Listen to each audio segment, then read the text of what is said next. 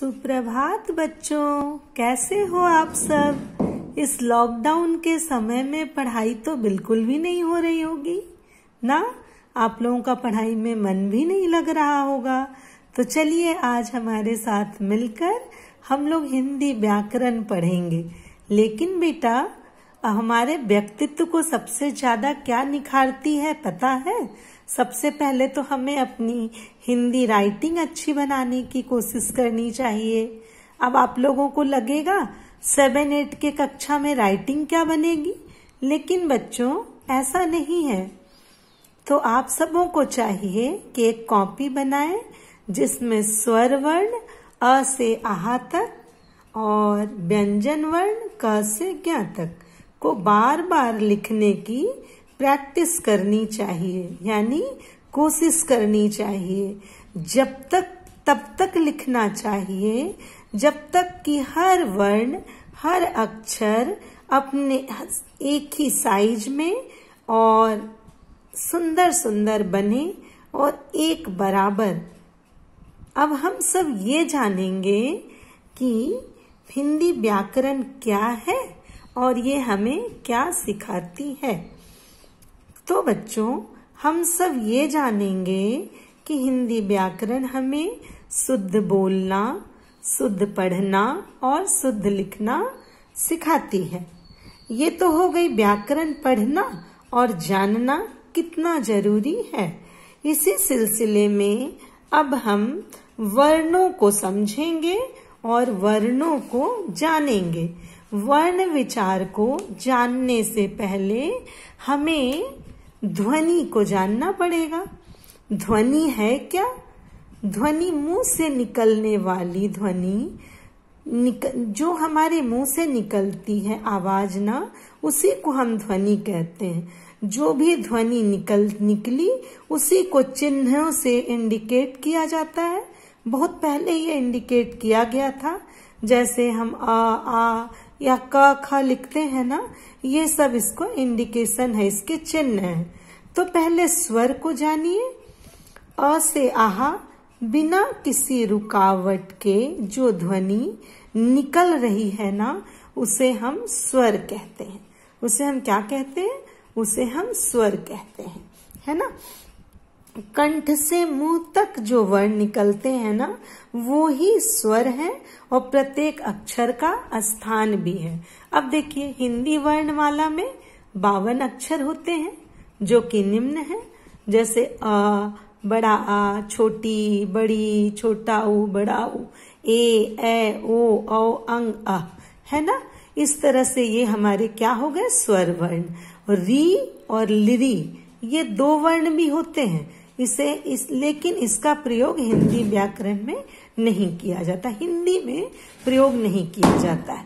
इसी तरह से आया हमारा व्यंजन वर्ण। व्यंजन भी क से ज्ञ तक, जैसे सिलसिले में क ख ग घ होता है ना, ये हो गया व्यंजन वर्ण। लेकिन पहले हम स्वर्ण को अच्छे से समझेंगे। स्वर को समझा हम लोगों ने, अब वर्ण विचार, यही सब वर्ण है। तो वर्ण के विचार के अंतर्गत क्या आता है? इसके अंतर्गत अक्षरों के आकार प्रकार, व्याकरण तथा व्याकरण के समस्त शब्द निर्माण की प्रक्रिया को रखा गया है ना। जैसे कि देखिए, आप इसको पढ़कर देखिए, जैसे अमर पाठशाला गया, है ना। अब अमर को पढ़ने के लिए देखिए, अमर में कितने सारे वर्ण हैं और सारे वर्ण का कितना उच्चारण है, ये देखिए। जैसे अ धन म, धन अ, धन र, धन अ, है ना। अब ये क्या हो गया? अमर। इसी तरह पाठशाला में भी उसी तरह प धन आ, धन ठ, है ना। इसी तरह गया में भी है ग धन अ, धन य, धन आ, गया हो गया ना। इसी तरह से इतने कितने सारे इसमें देखिए हमारी ध्वनियां कितनी निकली। एक अमर पाठशाला गया पढ़ने के लिए कितनी सारे वर्णों का प्रयोग किया गया और सबकी अपनी अपनी ध्वनियां निकली, है ना। जैसे वर्ण विचार की परिभाषा को जानिए। वर्ण विचार की परिभाषा क्या है? हिंदी भाषा में प्रयुक्त होने वाले सबसे छोटी ध्वनि ही वर्ण कहलाती है। जैसे क्या? अ हो गया, आ हो गया, छोटी, बड़ी, है ना, छोटा ऊ, बड़ा ऊ, क, ख इत्यादि। ये सारे क्या हो गए, हमारे वर्ण विचार की परिभाषा के अंतर्गत आते हैं। अब देखिए, उच्चारण और प्रयोग के आधार पर, उच्चारण और प्रयोग के आधार पर हिंदी वर्णमाला के दो भेद किए गए। पहला भेद क्या है, स्वर, और दूसरा भेद क्या है बेटा, दूसरा भेद है व्यंजन, है ना। दो भागों में इसके भेदों को दिखाया गया। कैसे, देखिए, वर्णमाला के दो भाग हैं, एक स्वर हो गया, एक व्यंजन हो गया। अब वर्णमाला के अंदर जब स्वर आता है ना, तो स्वर को देखिए, स्वर को मैंने बांटा है। स्वर में देखिए क्या आता है ना। स्वर में क्या क्या आता है, जैसे स्वर दो तरह के होते हैं, एक हर्ष स्वर, एक दीर्घ स्वर। हर्ष स्वर में क्या आता है, हर्ष स्वर में आपका आता है, हर्ष स्वर में आपका आता है अ, री, छोटी, छोटा ऊ। ठीक है, समझ में आ रहा है आप लोगों को। और दीर्घ स्वर में क्या आता है, दीर्घ स्वर में आ आता है, बड़ी ई, बड़ा ऊ, ए, ओ, औ। ठीक है, ये सब आगे, ये हर्ष स्वर हो गया, और ये क्या हो गया आपका, ये हो गया आपका दीर्घ स्वर। क्या हो गया, दीर्घ स्वर। समझ पाए आप हर्ष स्वर और दीर्घ स्वर का मतलब। अब हर्ष स्वर के अंतर्गत देखिए क्या आता है, मैंने यहाँ पे आप लोगों को लिख कर रखा है।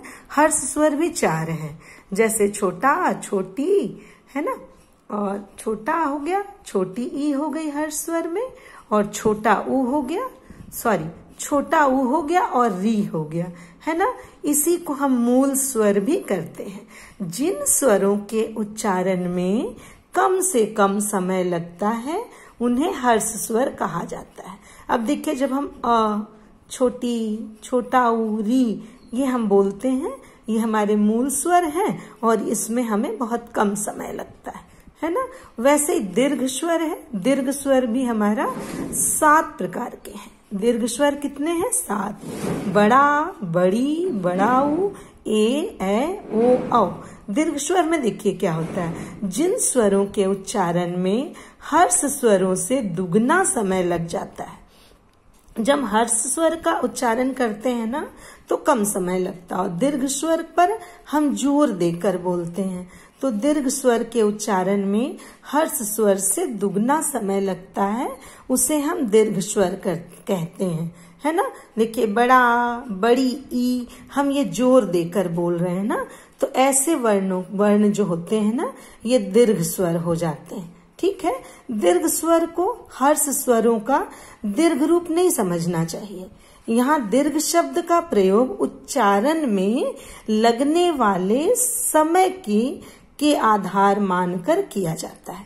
इसका मतलब ये नहीं कि दीर्घ स्वर हर्ष स्वर का दीर्घ रूप हमने समझ लिया कि वो तो बहुत बड़ा रूप है, ऐसा नहीं है बेटा। यहाँ दीर्घ स्वर का प्रयोग उच्चारण में लगने वाले समय को आधार मानकर किया गया है। तो अभी हम लोगों ने क्या क्या समझा, एक तो हम लोगों ने स्वर समझा और व्यंजन समझा। इसके बाद हम लोगों ने ये भी जाना कि हमारी राइटिंग अच्छी बननी चाहिए, और राइटिंग अच्छी बनाने के लिए हमें क्या करना होगा, सभी वर्णों को बार बार लिखकर प्रयास करना होगा ना, जब तक कि वो वर्ण सुंदर ना बन जाए। इसके बाद हम लोगों ने वर्ण पे विचार किया, वर्णों की परिभाषा समझी। हमने ये भी जाना कि कैसे ध्वनियां ही हमारे वर्ण हैं, जो हमारे मुंह से बिना किसी रुकावट के निकलते हैं, वो स्वर वर्ण हो गए। अब हम लोगों ने ये भी जाना कि अमर पाठशाला गया, इस वाक्य को पढ़ने में कितने सारे वर्णों की मदद ली गई है ना। लिखने में हमने कितने सारे और कितनी सारी ध्वनियां निकल कर एक वाक्य बन जाती है। फिर हम लोगों ने वर्ण विचार की परिभाषा को समझा। फिर हम लोगों ने क्या समझा, हर्ष स्वर और दीर्घ स्वर क्या है। हर्ष स्वर में कम समय लगता है बोलने में, और हर्ष स्वर क्या क्या है, अ है, री है, छोटी और छोटा ऊ है। और फिर हमारा दीर्घ स्वर क्या है, दीर्घ स्वर में हमारा दीर्घ स्वर जो हमारे हैं ये 7 हैं, आ, बड़ी, छोटा ऊ, ए, ओ, औ, है ना, ये हमारे हो गए दीर्घ स्वर। अब हम लोग अपने अगली क्लास में, अगली वीडियो में आपको मैं मात्राओं की पहचान बताऊंगी कि मात्राओं का चिन्ह क्या है। पहले सारे स्वर ही मात्राएं हैं और मात्राओं का हम प्रयोग कैसे करते हैं, किस तरह से हम हर्ष स्वर और दीर्घ स्वर का प्रयोग करते हैं। इसके बाद हम आपको लिपि बताएंगे कि लिपि क्या होती है ना। उसके बाद व्यंजन वर्ण को भी थोड़ा सा डिस्क्राइब करके समझेंगे।